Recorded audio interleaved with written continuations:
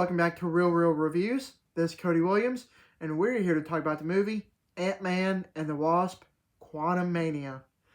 It is the newest addition to the Marvel Cinematic Universe that further continues Ant-Man's adventures. I'm sure that everyone doesn't agree with me on this, but I think all the Ant-Man movies are super underrated. I can understand why people wouldn't like them, but I, on the other hand, enjoy the heck out of them. Now that this new sequel is finally released in theaters, I just got done watching it and I'm ready to talk about it. Movie story follows Scott Lang, who is grappling with the consequences of his choices as both a superhero and a father. Approached by Hope Van Dyne and Dr. Hank Pym, Lang must once again don the Ant-Man suit and fight alongside the Wasp. The urgent mission soon leads to secret revelations from the past as the dynamic duo find themselves in an epic battle against a powerful new enemy. Without further ado, I have to say that I really enjoyed this movie. While I can understand how this can be a divisive film for many, however, I just don't understand why this movie is getting bombed with so many negative reviews comparing it to The Eternals. I know this movie isn't perfect by any means, but that is a vast exaggeration by a long shot. If you go into this movie just be overly critical and be miserable about everything, you're not going to have a good time. Not to sound pretentious or anything, but just go enjoy the movie for what it is. I'll elaborate on what I didn't like later, but let's first discuss the many great things that this movie has to offer, whether it be its foundation setting for the next Avengers level threat, the magnificent looking special effects, wonderful art direction, incredible acting, and the neatly written script. Yes, this is an Ant-Man movie at heart, and it's probably the best out of the trilogy, in my opinion at least. However, what I enjoy the most out of this new sequel would definitely have to be the next big bad for this new phase of the Marvel Cinematic Universe, Kang the Conqueror. He was teased in the first season of Loki as an alternate variant, and in this movie, he is shown in full force as a formidable powerhouse that makes Thanos look like nothing. Jonathan Majors is just absolutely incredible as Kang, as he delivers some great performances throughout. The special effects to make the quantum realm and its many inhabitants come to life are quite spectacular.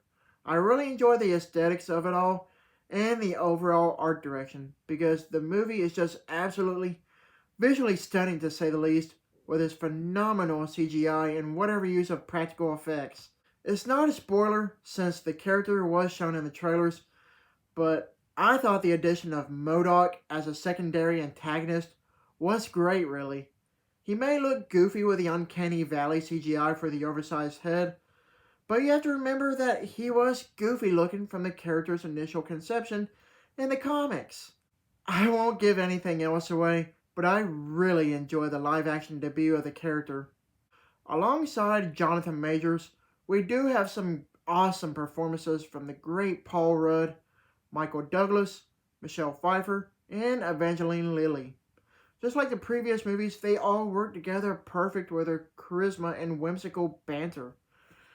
Not sure how I feel about the recasting of the character of Cassie, who is Ant-Man's daughter, because I really wasn't all that jazzed with the new actress, Katherine Newton. No offense to her, but her performances were a little wooden. If they used the same actress from Avengers Endgame, I feel like we could have gotten different results. As far as the story goes, I will admit that I had a great time with the film's writing. The dialogue isn't worth bragging about, but I still had a fun time with the movie regardless. The movie, to an extent, does follow the current MCU formula to undermine a serious moment with a quip, but it's not as prevalent this time around. If there's anything in the movie that really bothered me, it would probably have to be how noticeably derivative it was. To be exact, it feels like a weird amalgamation of both Dune and Star Wars. Other than that, I thought this was a solid sequel. Overall, Ant-Man and the Wasp: Quantumania is a great beginning for the newest phase of the Marvel Cinematic Universe, despite its widespread issues. It may not be everyone's ideal superhero film, but there's still plenty of entertainment to be had with it. Let's just say that there is plenty of room for improvement. Oh, and also, make sure to stick around after the movie is over for a mid and post credit scene. I give this movie a B. Thank you for watching, and don't forget to like and subscribe to my channel to keep up with my real reviews.